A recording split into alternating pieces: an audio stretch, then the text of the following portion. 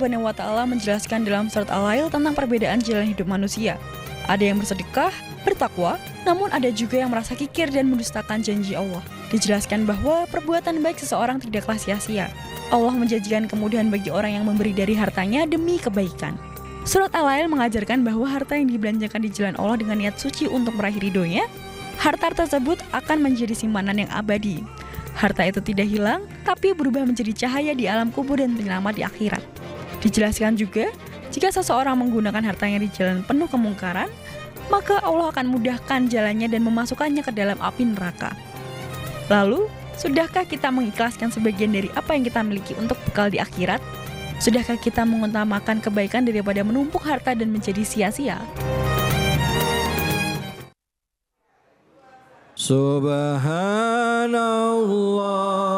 walhamdulillah wala ilaha illallah Allahu akbar wala haula wala quwwata illa billahil aliyyil azim. Subhanallah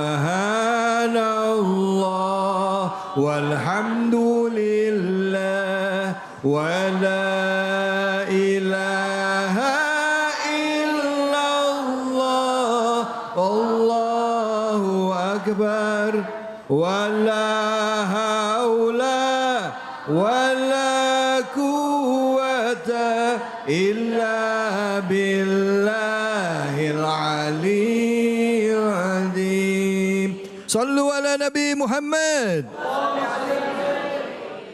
Alhamdulillah, alhamdulillahi rabbil alamin. Puja dan puji mari kita panjatkan atas kehadirat Allah Subhanahu wa taala. Tidak lupa kita berikan salawat dan salam kita kepada junjungan kita Nabi besar Muhammad sallallahu alaihi wasallam beserta keluarganya, sahabatnya dan umatnya yang setia hingga akhir zaman.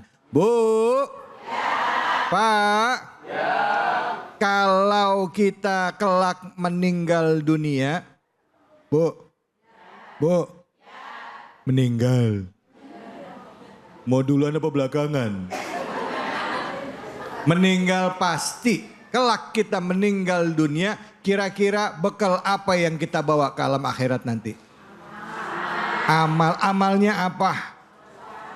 Amal soleh bentuknya apa? Sedekah. Suami dibawa enggak? Mau ikut enggak Pak kalau ibu meninggal? Pak? Pak? Suruh jawab diem aja ini. Ibu mah meninggal aja saat gitu. Bu? Kalau bapak meninggal ibu mau ikut gak? Kompak banget kagak. Pada saat kita meninggal dunia, yang mau dan ikut kepada kita semua adalah amal soleh kita. Di antaranya ada harta-harta yang kita sedekahkan juga ikut akan menjadi pahala kita nanti. Dan itu akan jadi tabungan kita di alam akhirat. Nah, pada saat ini kita akan membahas tentang harta yang akan kita bawa pada saat kita meninggal dunia. Walaupun mobil nggak ngikut, rumah nggak ngikut, istri nggak ngikut, suami nggak ngikut, anak nggak ngikut, ada yang ngikut sama kita. Apa itu? Akan dibahas bersama dengan guru kita.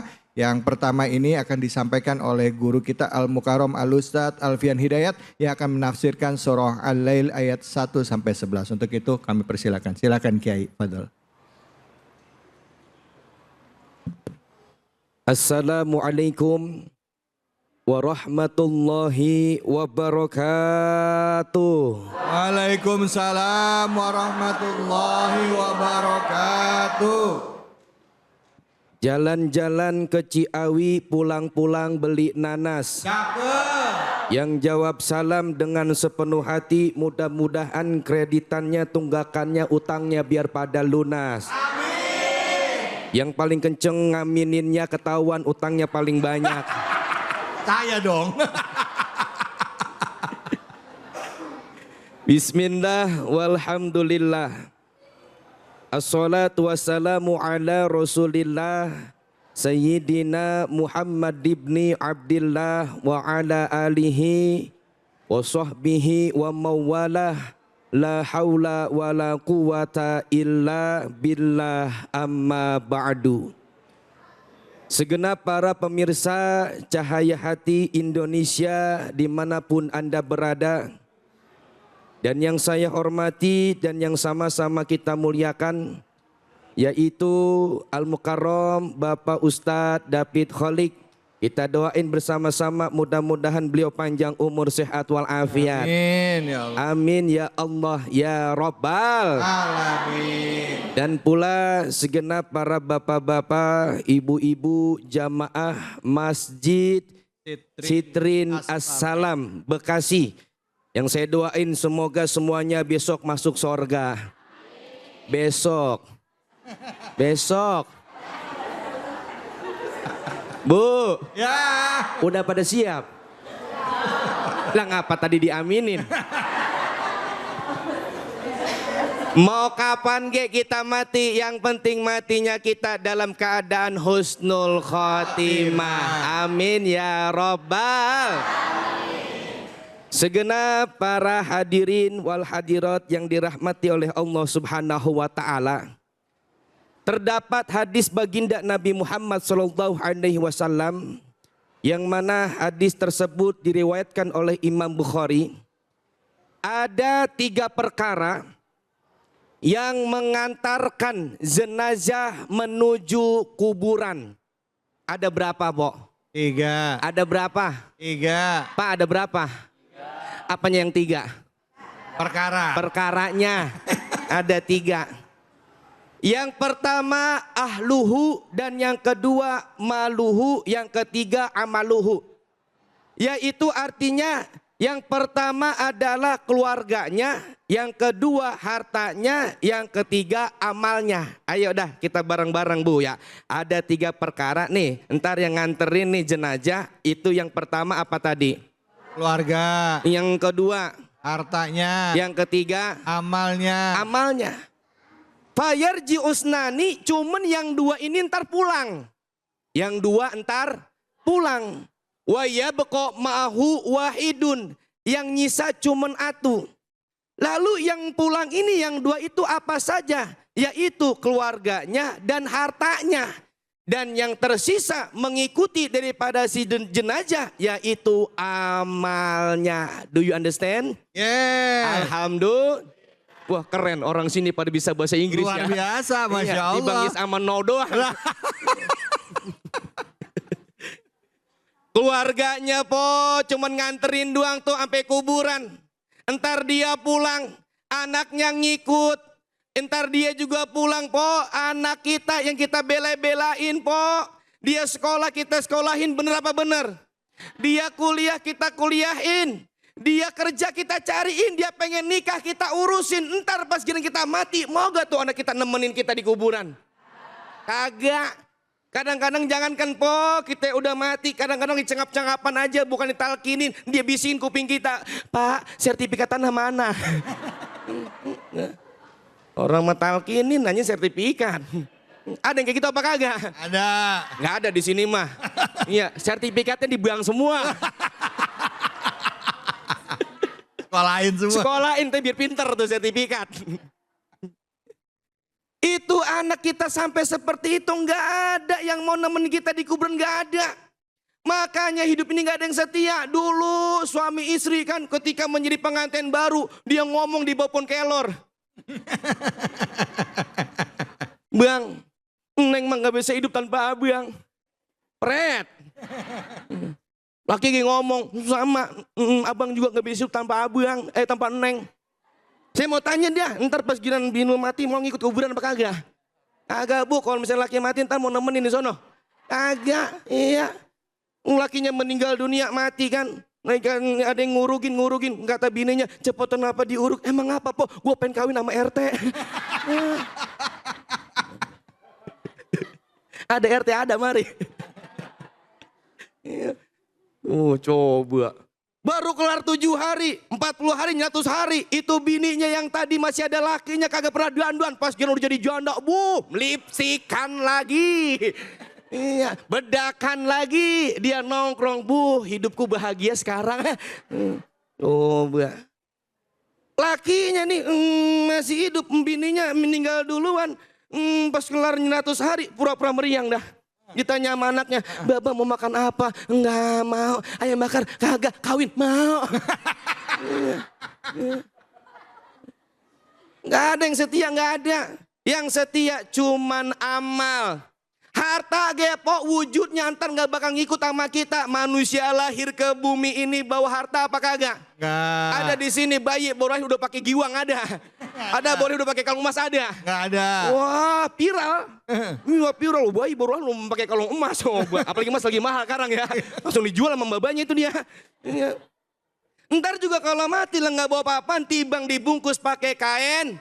Kain kapan? Kenapa itu namanya itu kain namanya kapan? Ini mengingatkan dari kita, kapan kita mati. Begitu. Harta wujudnya gak bakal ikut sama kita. Selepas kita dikebumikan, mobil pulang, motor pulang. Jangankan mobil motor, ada pengki aja ketinggalan diambil lagi sama dia. Iya. Tengah jalan kan, oh pengki ketinggalan, ambil lagi ambil. Iya, tikar pandan Pak Sobik diambil lagi. Iya, gak ada yang ngikut. Cuman yang ngikut dengan kita adalah amal soleh. Amal soleh itu banyak. Sedekah amal soleh. Infak amal soleh. Sholat amal soleh. Senyum aja senyum itu amal soleh. Bahkan dikatakan senyummu di wajah saudaramu adalah sodakoh. Makanya bapak-bapak ibu-ibu gak bisa sedekah pakai duit, senyum. Ketemu saudara senyum. Ketemu tetangga senyum. Ketemu RT senyum. Ketemu pohon pisang. Wah, gila pisan udah. Iya. Tuh.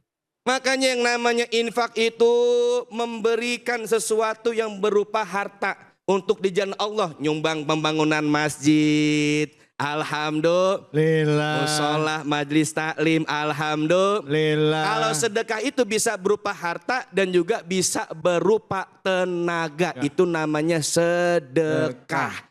Makanya dalam surah Al-Lail di situ dijelaskan bahwasanya orang yang menginfakkan hartanya di jalan Allah, dia bertakwa kepada Allah, Allah bakal beli jalan kemudahan dan kebahagiaan.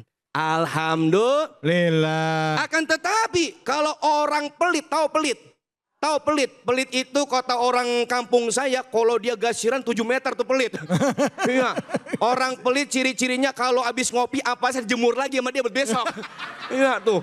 Iya, habis ngopi dijemur ampasnya buat besok. Iya, kebangetan pelit orang tuh.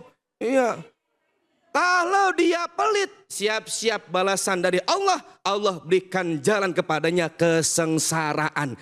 Makanya dalam hadis Nabi ini, as-sakhiyu qaribum minallah, qaribum minanas, qaribum minal jannah, ba'idum minanar. As-sakhiyu itu artinya adalah orang yang dermawan, orang yang suka ngasih seperti Bang David. Wah, beliau luar biasa. Beliau itu orangnya baik banget. Asal ada orang lewat depan rumahnya selalu dikasih sama dia. Kasih apa? Iya. Tetangga lewat dikasih. Kasih. Iya, ustadz lewat kasih. Dikasih. Kiai lewat dikasih. Dikasih apa? Dikasih lewat. Emang punya dia jalanan. Dikasih. Orang dermawan itu yang pertama dekat dengan Allah. Dekat dengan manusia, dekat dengan sorga dan jauh dari neraka. Orang kalau baik dermawan kira-kira temannya banyak apa kagak? Banyak. Yang jauh aja ngaku kok saudara. Iya, kalau lagi dermawan, lagi banyak duit. Coba nggak punya duit, ya saudara nggak ngakuin kagak. Iya. Tapi sebaliknya, al-bakhilu ba'idum minallah, ba'idum minanas, ba'idum minal jannah, qaribum minan nar. Orang yang pelit itu jauh dari Allah, jauh dari manusia, jauh dari sorga, dekat dengan neraka. Tuh, ada gak di sini yang pengen main sama orang pelit? Enggak. Jangan main sama dia mah pelit. Sampai-sampai orang pelit kagak mau main sama orang pelit.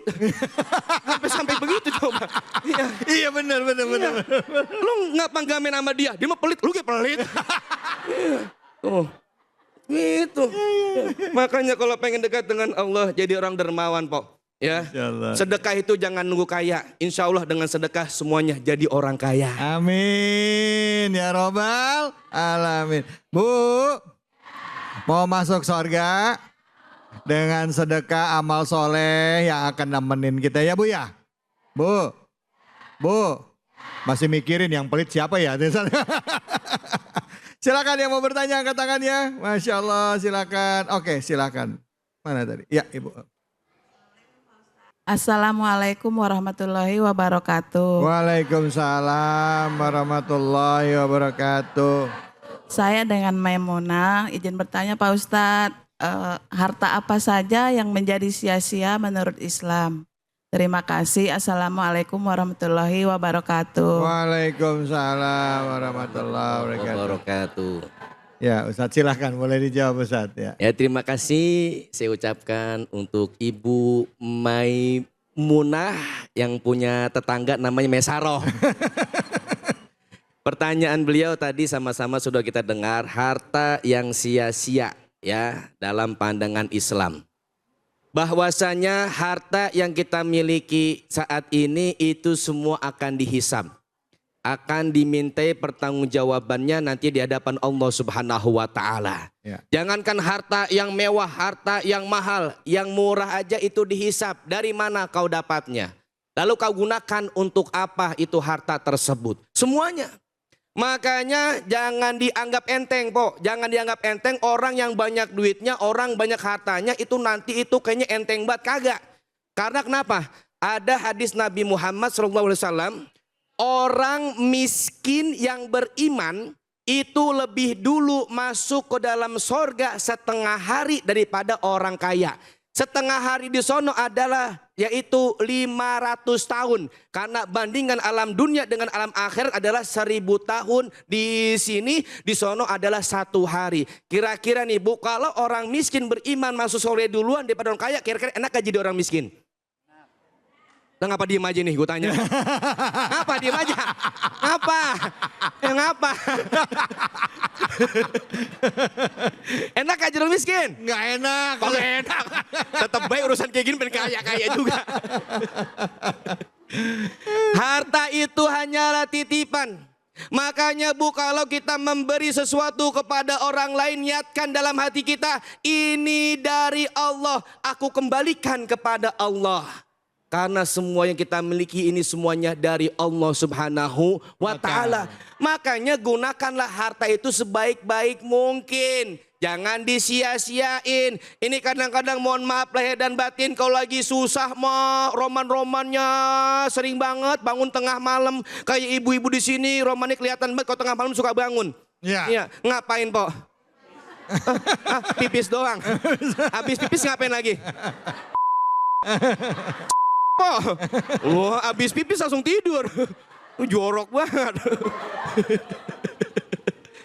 Yo kalau lagi susah menia roman-roman rajin buat tahajudnya, bangun rajin buat duha rajin banget, sama ke masjid rajin, pengajian rajin, pas giliran banyak duit, adanya di mana?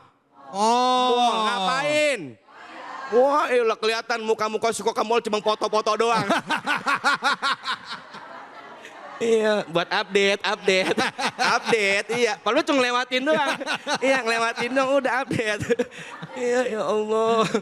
Kadang-kadang begitu. Makanya bersyukurlah kepada Allah, ingatlah kepada Allah tatkala kita sukses. Tatkala kita banyak duit, ingat sama Allah. Tatkala kita lagi maju, ingat sama Allah. Sebab ketika kita lagi sulit, Allah ingat sama kita. Harta yang manfaat, harta yang kita sedekahkan, kita infakkan di jalan Allah Subhanahu wa ta'ala.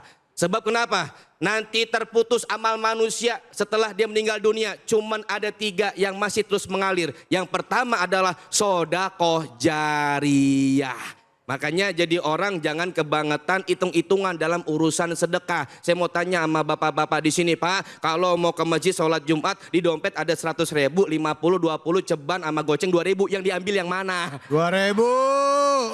Deh. 2.000 Bang David, 2.000 masukin dalam kotak kan ya. Dia ngomong, ya Allah masukin hamba ke dalam sorga. Kata malaikat, sorga 2.000. Ya. Tapi harta ada yang sia-sia, yang mana dia lupa kepada sang pemberi harta, yaitu Allah Subhanahu wa ta'ala. Masya Allah, terima kasih banyak Ustadz. Bu, Pak, pemirsa jangan kemana-mana, tetap di Cahaya Hati Indonesia.